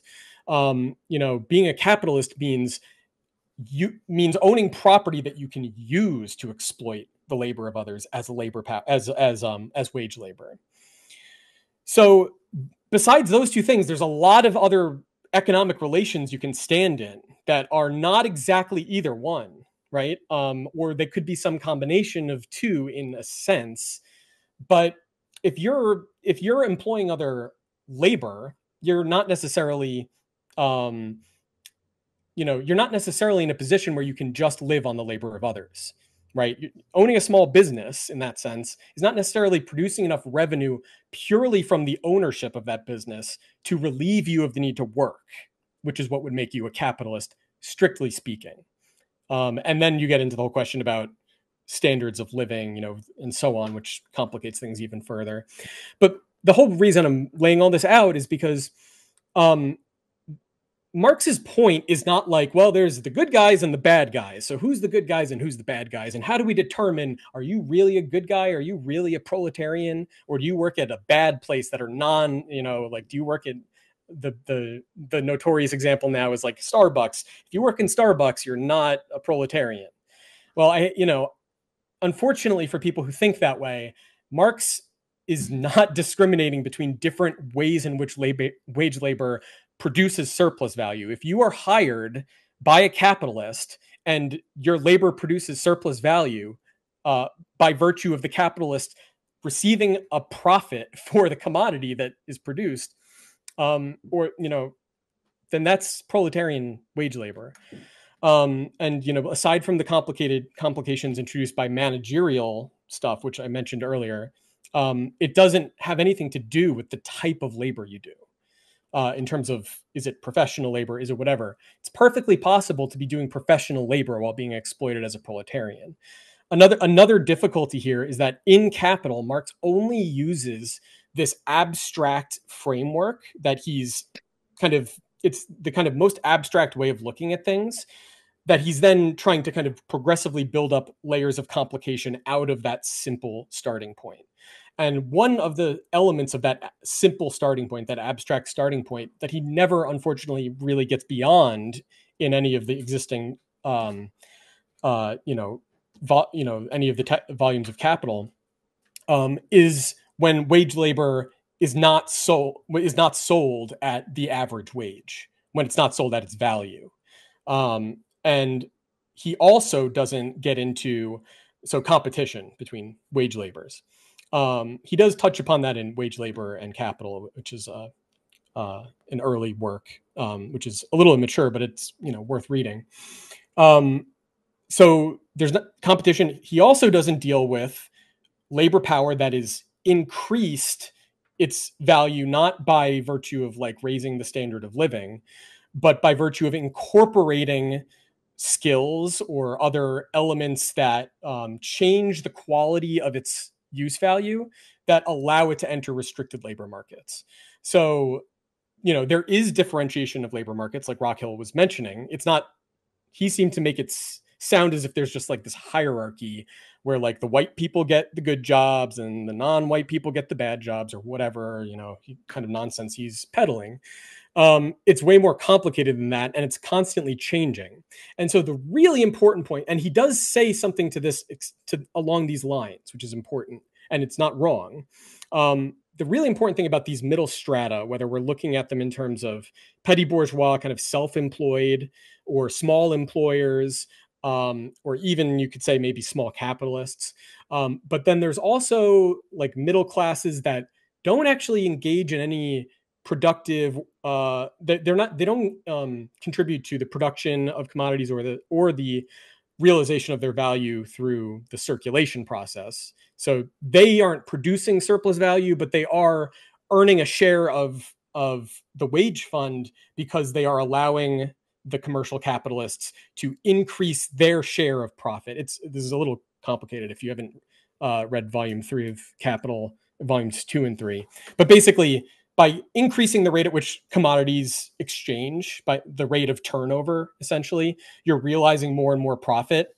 And that allows, basically every capitalist wants the rate of turnover to be maximized in all of the circuits of capital, because that allows all of capital to increase the rate of surplus value.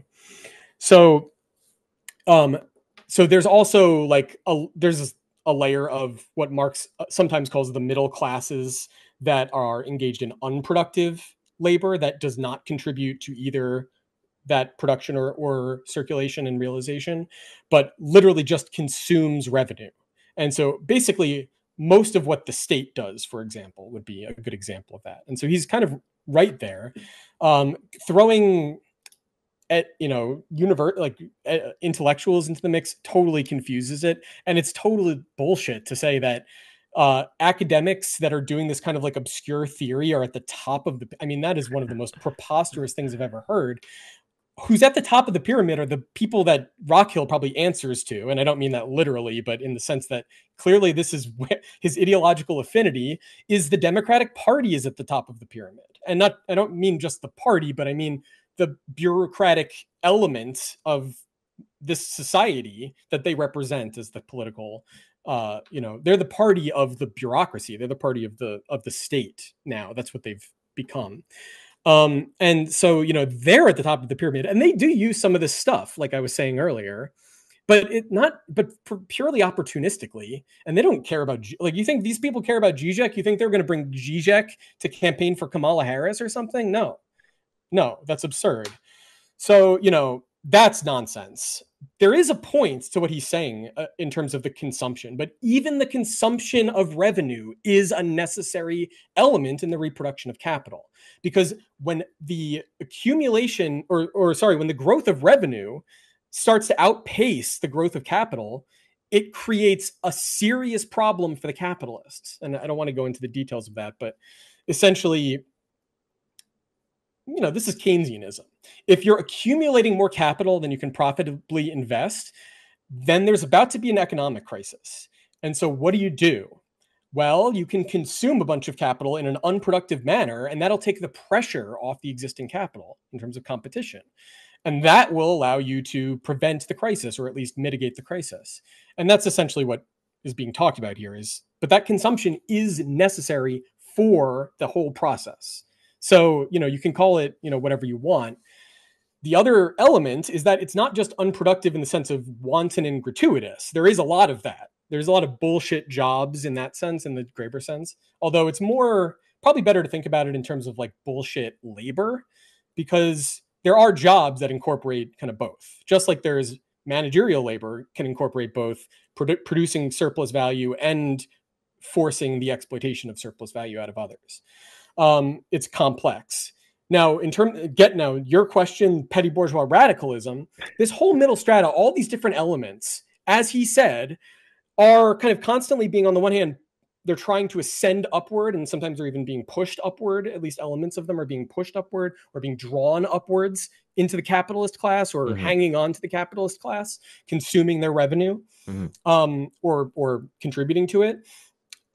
But they're also constantly falling down into the proletariat, being pushed down, being pressed down, being cut off and thrown into the mass of the proletariat. So that's true. That constant back and forth between those two forces, or that kind of array of forces, it's a very complex thing, and it affects all the different elements of the middle strata differently. Now, the thing is, Marx is not like, oh, well, they're the enemy.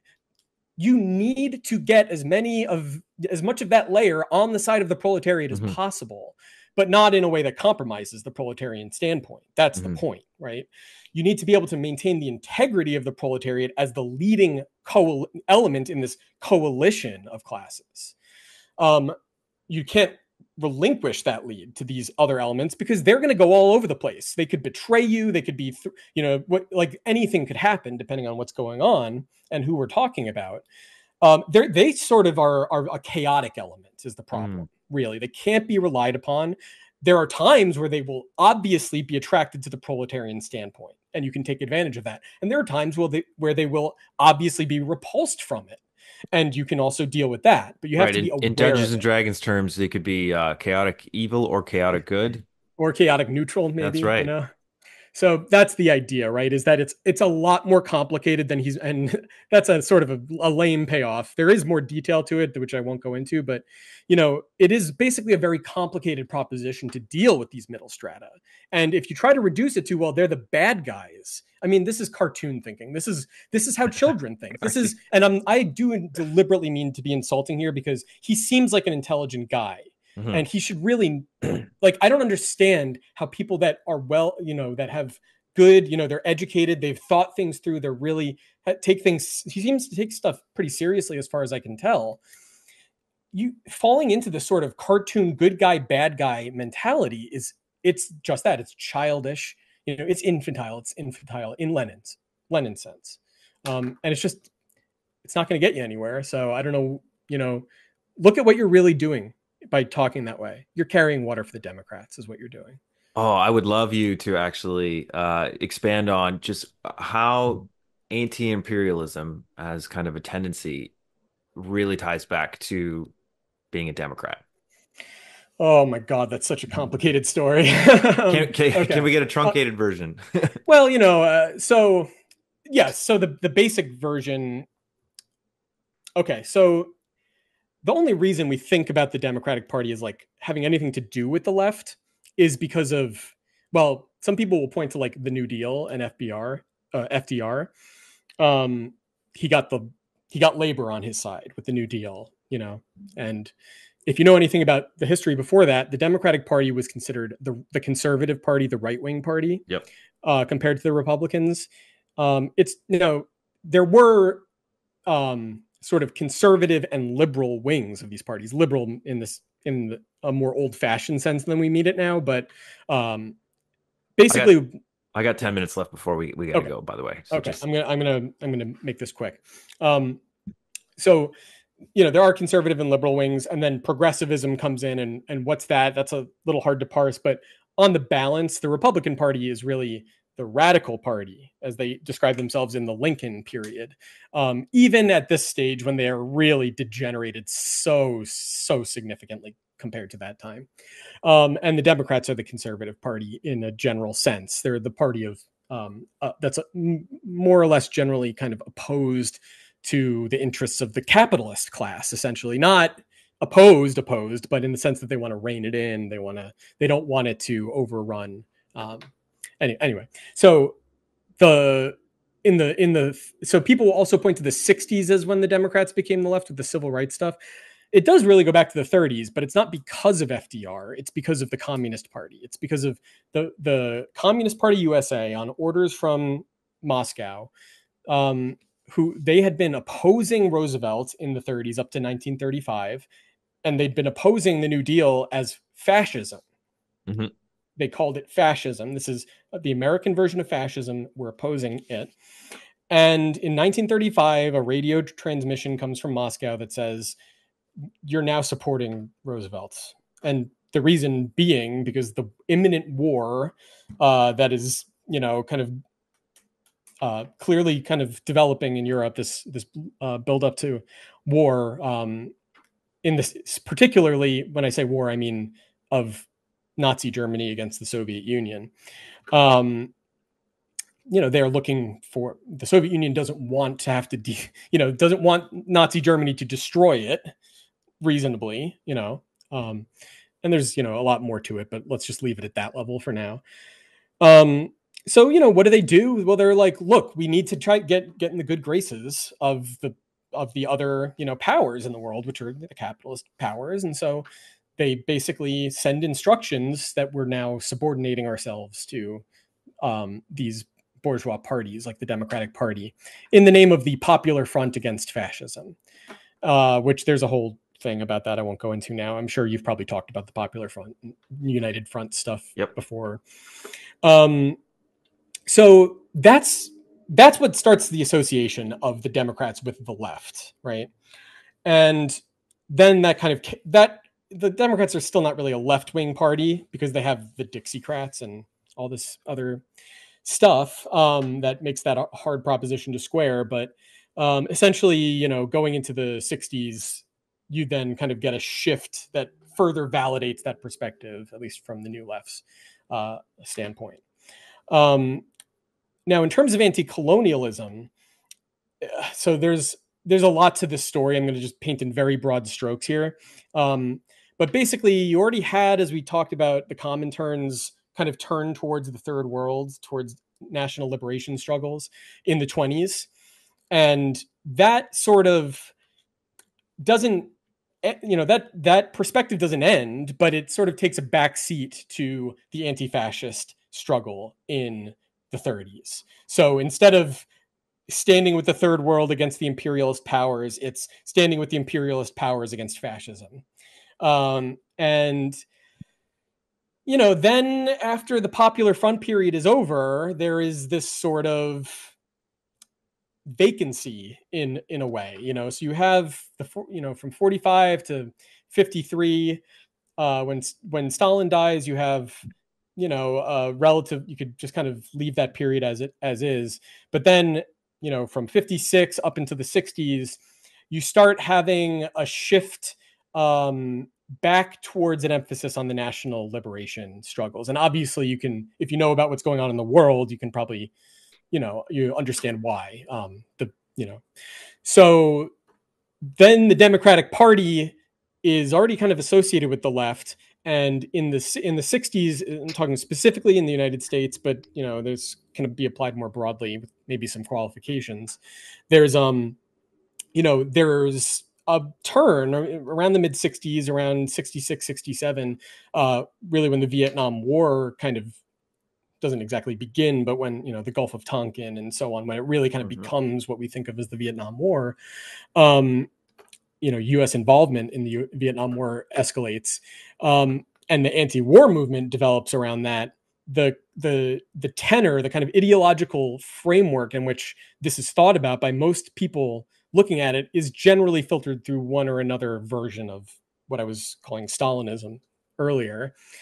And not exclusively, but that's kind of the predominant. And some of them are much weaker and much less connected to Marxism, but there's a general sense of like allying with the third world against the first world, essentially. And that's where that discourse about labor aristocracy and so on all comes from. Settlers eventually comes out of this sort of stuff as well. But there's generally this idea of like the national liberation struggle becomes the paradigm, not only in the sense that it starts taking precedence, but also because that's how they start thinking about, for example, the Black Power struggle starts being thought about in national liberation terms. And that goes back to the 30s because that's how the Communist Party USA addressed the race question in the US. They addressed it as a national liberation struggle, which was sort of incongruous with reality in a lot of ways. There was a certain plausibility to it, but very limited. Same thing with the women, the women's liberation, struggle. There's this idea that women are like an internal colony, for example. So you heard all that stuff. Raquel said that in some of those clips. And the Democratic Party at this point is literally, they are the, they're it's LBJ that that starts the Vietnam War like I said, that escalates the Vietnam War. And that came along with the welfare stuff and the civil rights stuff, So the war on poverty, Medicare, Medicaid, all of these things, the Great Society, all that came along with the war. And so how are the Democrats? The Democrats are not really thought of as an anti-imperialist anything. But the left, because they are so deeply entrenched in the Democratic Party's kind of zone of influence by this point, all they can really do politically is try to influence the Democrats. And that really becomes pronounced, when RFK Jr. or not RFK Jr. Sorry, RFK, the original RFK, is assassinated because there were a lot of hopes placed in him. And then obviously you have the 68 DNC whole fiasco. You have Nixon's election, then McGovern in 72. And like I said, by that time, you also in between, you have the McGovern Commission, which completely restructures the Democratic Party, really substantially reduces the influence of labor in the coalition, and really escalates the influence of this sort of what I guess like a Rockhill would call like a PMC element. So yeah, it's complicated, but then it's after that time there's this kind of aura around the Democratic Party of being left wing in some sense. Mm-hmm. And I don't know where that, there's not really any plausibility to that. Like in terms, if you look at anything having to do with the actual Democratic Party, but there's still this idea, especially now for our generation, Push the Democrats left. Right. But going back to 2003, when George W. Bush and the neocons were starting, the Iraq war, and there's the war on terror and all this stuff, the Democrats looked to us, I don't not want to speak for you, but I certainly thought this at the time. They looked like the anti-war party. And, if you extrapolate that a little bit, if you add a little more leftism into the mix, anti-war becomes anti-imperialism, right? Mm-hmm. It's not just about being anti-war. It's about wanting your own country to lose the war to the other side, right? And Barack Obama's rhetoric kind of reinforced this idea. And he literally won the Nobel Peace Prize on the back of rhetoric. Mm-hmm. He hadn't even done anything. And then what did he end up doing? He continued the Bush-Cheney legacy quietly behind the scenes while no one was. And with more drone strikes.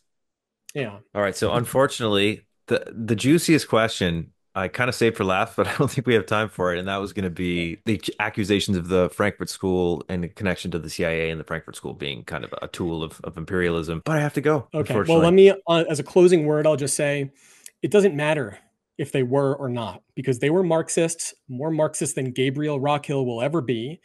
And they were using what resources they had at their disposal to further advance the cause of proletarian revolution. And if you don't believe that, I don't care, because I don't have time to explain it. So, okay. Thanks for watching, everybody, and I'll see you next time.